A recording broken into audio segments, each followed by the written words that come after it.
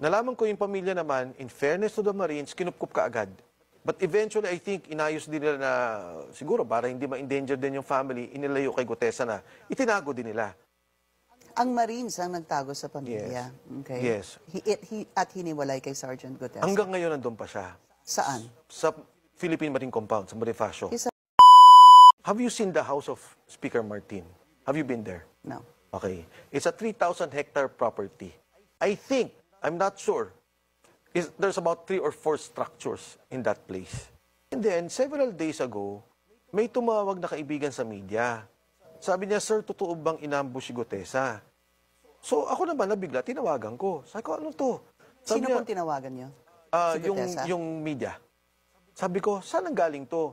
Then he mentioned a governor's name. Galing kay governor ganito po. So medyo nag-ano na ako na hindi to fake news or walang pinanggagalingan na parang nagchichismis lang.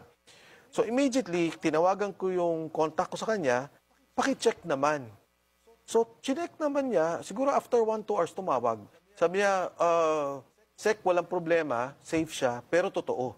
One quick follow-up on that. Nung lumabas po si Sergeant Gutesa, I remember naglabas si then Speaker Martin Romualdez ng statement at sinabi niya na, it was a lie.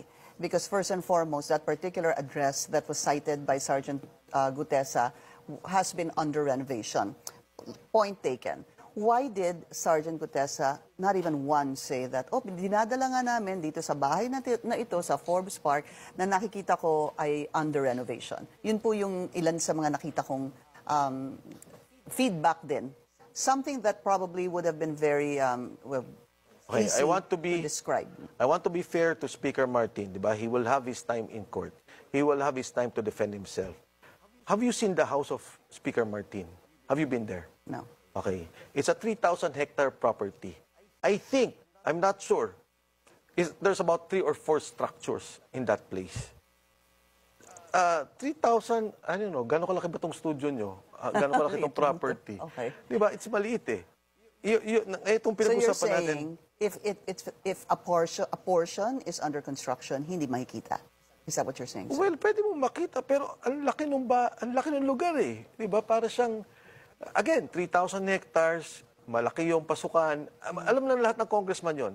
Alam na lahat ng mga tao na punta na doon sa bahay na yon. So, I want him to defend himself kung ano ba itong katotohanan nito. Pero wala naman ako nakikitang bias at wala naman ako nakikitang rason para kay Sergeant Gutesa na magsinungaling na nagdi-deliver sila doon sa bahay na yun. Alright. Where is Sergeant Gutesa, sir? Okay. Right after, nung nagginagawa yung affidavit niya, ang isa doon sa mga pinalagay namin, pinalagay ko sa kanya is, humingi ka na ng witness protection program. So, andun. Nung minention niya sa Senate, sabi niya, humingi ako ng witness protection program, mapailalim dito sa programang to. Nung hapon, nanonood ako sa kanya, ang sinabi na niya, wag na po. Ayaw na niya. Ayaw ko na. Tapos sabi, ayaw mo ba kahit Senate custody? Wag na po, ayaw ko na makadistorbo. Ang feeling ko that time, siguro kausap niya na yung mga kasama niya sa Marines. Wala doon sa Senado, dumiretso na sa Marine Compound. So next that chinek ko, kamusta na siya? Asa na siya? Nandun na daw. Hindi ko siya nakakausap direkta. Nalaman ko yung pamilya naman, in fairness to the Marines, kinupkup ka agad.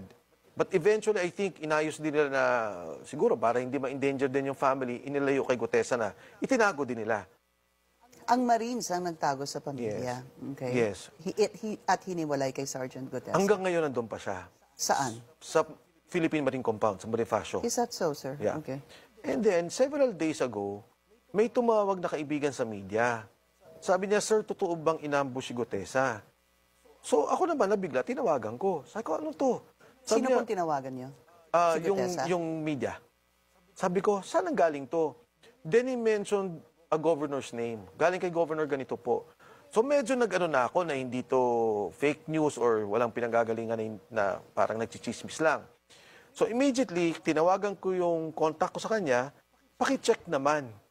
So chinek naman niya, siguro after 1-2 hours tumawag. Sabi niya, Sec, walang problema, safe siya, pero totoo. May nahuli ang Marines na umaaligid sa kanya. Hindi namin alam kung ambush, hindi namin alam kung stake out. Sorry, sir. You said he's in the compound of the Marines. Yes. He has been there. He has been and there. then now somebody had actually called you, told you, somebody from the media, that he was ambushed. Yes. And then now you're saying that yung contact niyo po sinabi na may umaaligid sa kanya sa Yes. Marines? Yes, Sa somewhere daw compound doon. ng Marines? Yeah. Di ba yung Marine area, I mean, malaki naman yun eh. Yeah. Tsaka may So, hindi ko alam. They have to verify that. The Philippine Marines would have to verify that. Pero maganda naman kasi, kaya kung nagustuhan, sabi ka agad, nasa kote ng Marines, nahuli nila kaagad. So sabi ko, okay. may umaaligid sa kanya. May umaligid sa kanya. I do not know kung sino yung tao. I do not know kung... Definitely, hindi Marines yun, no? Kasi kilala naman nila lahat ng mga kasama nila.